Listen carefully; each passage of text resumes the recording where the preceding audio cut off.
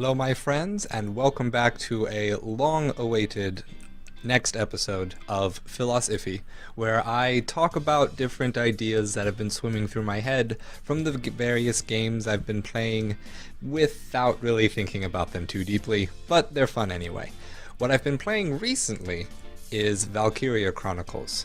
Now, it was a game that was extremely interesting to me for a long time, but I never actually got down to play what was considered a masterpiece of its time until about a couple months back when I started it. Now, I have been amazed at the depth that this game was able to accomplish when on the outset I was thinking this was starting to look like just another anime looking game that was mostly just a light novel that had a setting of war. But from actually playing it and getting into it, the extensive parallels, the almost unrelenting parallels between Valkyria Chronicles and World War II and the various issues of the day that were being discussed and debated are staggering. Now, the point that I want to focus on, even though there is so much that I could be focusing on, is something very odd and specific that I don't think a lot of people thought about when playing Valkyria Chronicles. What I want to touch on is the character design for the Darkson race in the game. Now hear me out. I believe that Valkyria Chronicles might actually be presenting a tool, a sort of trope or theming that can be used in media that may actually solve the problem of racism. When I say that, what I mean is specifically looking at the Darkson character design. What you'll notice is that all characters that belong to the Darkson race in this game have very specific characteristics that they all share. They all have dark hair and light skin, for the most part, of varying degrees. They are all slimmer and shorter than the other characters that represent the different races of Europe or at least Europa in the game world. And what I realized is that the Darksons actually share their phenotype, their physical traits, with the Japanese people. Now there's a lot to be said in that, because not only in stature, average hair color, and average skin tone, but the position of the Darksons was one of essentially equating themselves to the Jewish people during the Holocaust.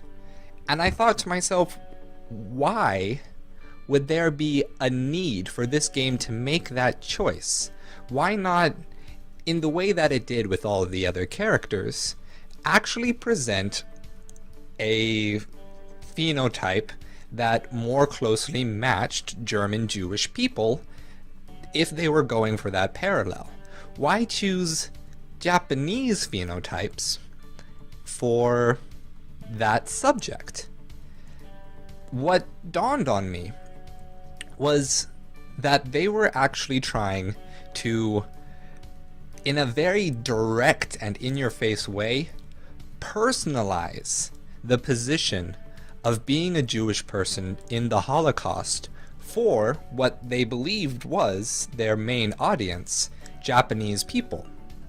So why is this interesting? Why is this counter to what we normally see?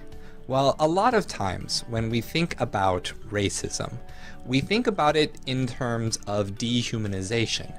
It is the thought perspective, the position of belief of any given group of individuals or society that says we are greater than those things, those non-people, those non-humans that simply look like us, but they are always below. They are biologically, spiritually, intellectually, worse than us. We're the standard of humanity, and they are non-human things that look very similar to humans.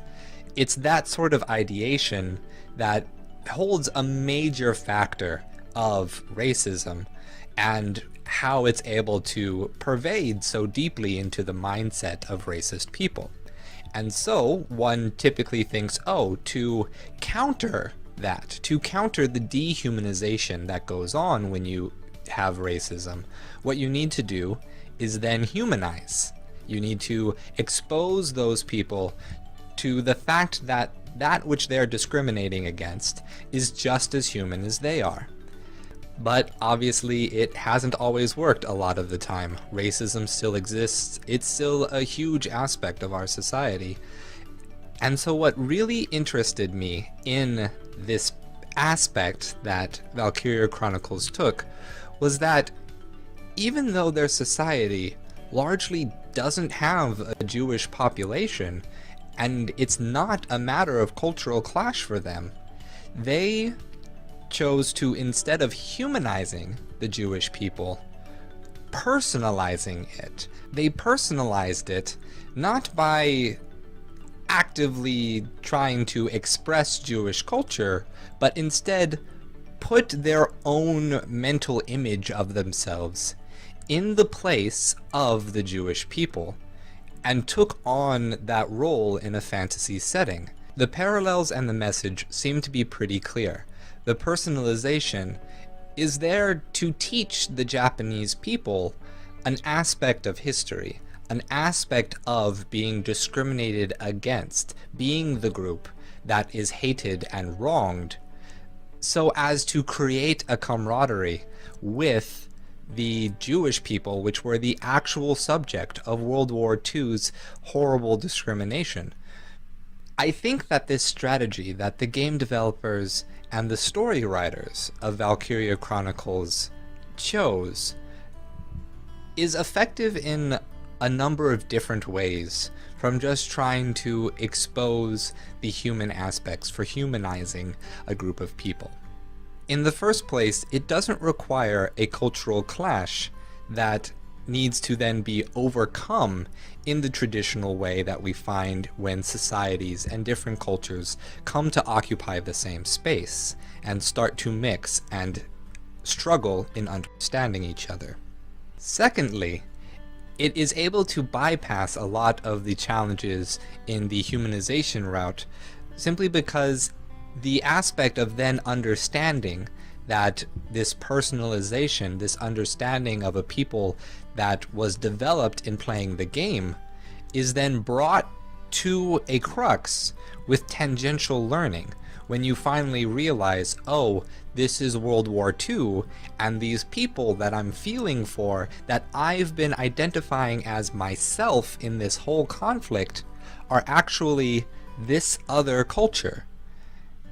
And so it bridges the gap between sympathizing and empathizing with another cultural group in a way that is faster and more intuitive than trying to say, no, look, you're a human, they're a human, accept each other already, when in their minds, or at least in the minds of people who don't think about it, haven't been actively recognizing the humanity of that other group, and sometimes haven't been recognizing that humanity on purpose.